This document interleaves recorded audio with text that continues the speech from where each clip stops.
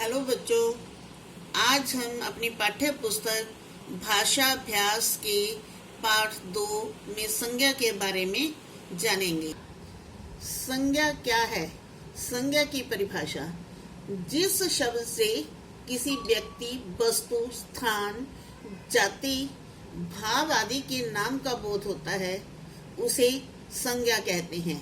जैसे राम, यमुना, आगरा, दीपावली, गीता आदि। संज्ञा के भेद: संज्ञा के मुख्य रूप से 3 भेद होते हैं: व्यक्तिवाचक संज्ञा, जातिवाचक संज्ञा, भाववाचक संज्ञा।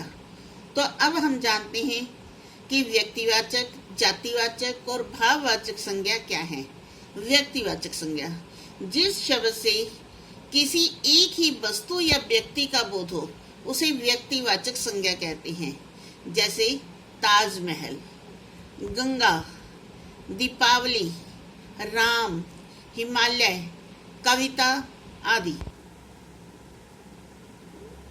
हाँ, तो बच्चों, ताजमहल। अब ताजमहल जैसे एक विशेष स्थान का नाम है, ताजमहल एक इमारत का नाम है, गंगा एक नदी का नाम है, दीपावली एक त्योहार का नाम है, राम एक व्यक्ति विशेष का नाम है। इसी प्रकार हिमालय एक पर्वत का नाम है और कविता एक पुस्तक की एक रचना का नाम है।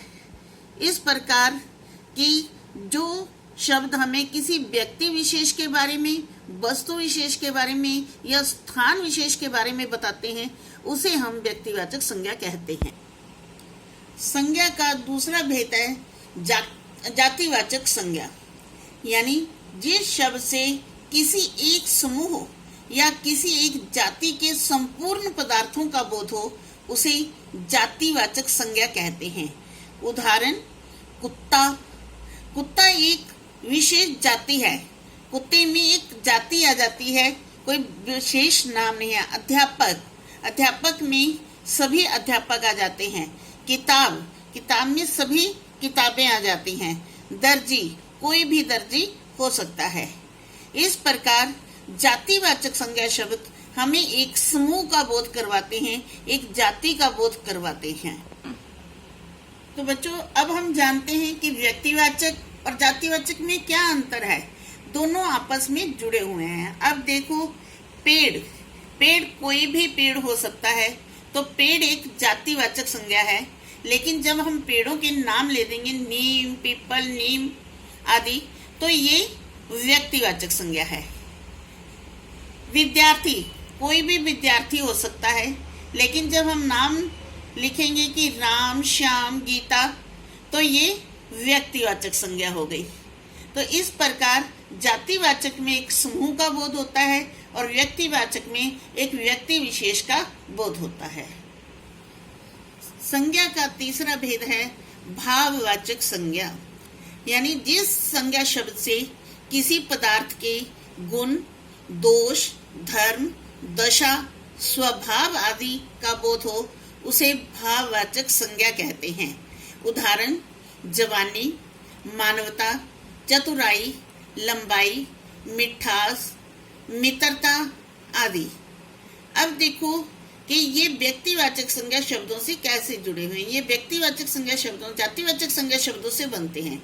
जैसे जवान में जवानी, मानव में मानवता, चतुर में चतुराई होती है और लंबे में लंबाई, मीठे में मिठास और मित्रों में मित्रता होती है।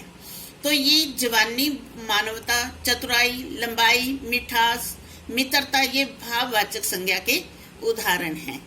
अब थोड़ा हम सर्वनाम के बारे में जानते हैं। सर्वनाम के बारे में हम जानेंगे कि सर्वनाम की परिभाषा क्या है, कि जो शब्द संज्ञा शब्दों के स्थान पर आते हैं उन्हें सर्वनाम कहते हैं। जैसे मैं, वह, तुम, उसका आदि, यानी कि बोलने वाले, सुनने वाला और जिसके बारे में बात की जाए।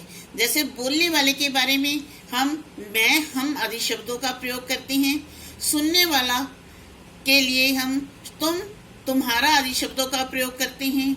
और जिसके बारे में बात कर रहे हैं उसके लिए हम वह उसका आदि शब्दों के उसका आदि शब्दों का प्रयोग करते हैं। अर्थात सर्वनाम उसे कहते हैं कि जो शब्द संज्ञा शब्दों के स्थान पर आते हैं।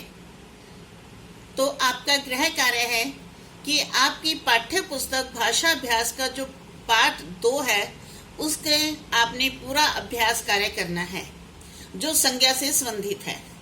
असाइनमेंट के तौर पर आपने एक संवाद लिखना है। अगर आपके और आपके भाई के बीच में घड़ी को लेकर झगड़ा हो जाए तो आप उसे कैसे सुलझाएंगे, इस आधार पर आपने एक संवाद लिखना है। तो बच्चों, आपको असाइनमेंट में ये 4 लाइनें दी हुई हैं। आपने कम से कम 10 लाइनों का ये संवाद लिखना है। तो आप अपना काम कीजिए। धन्यवाद।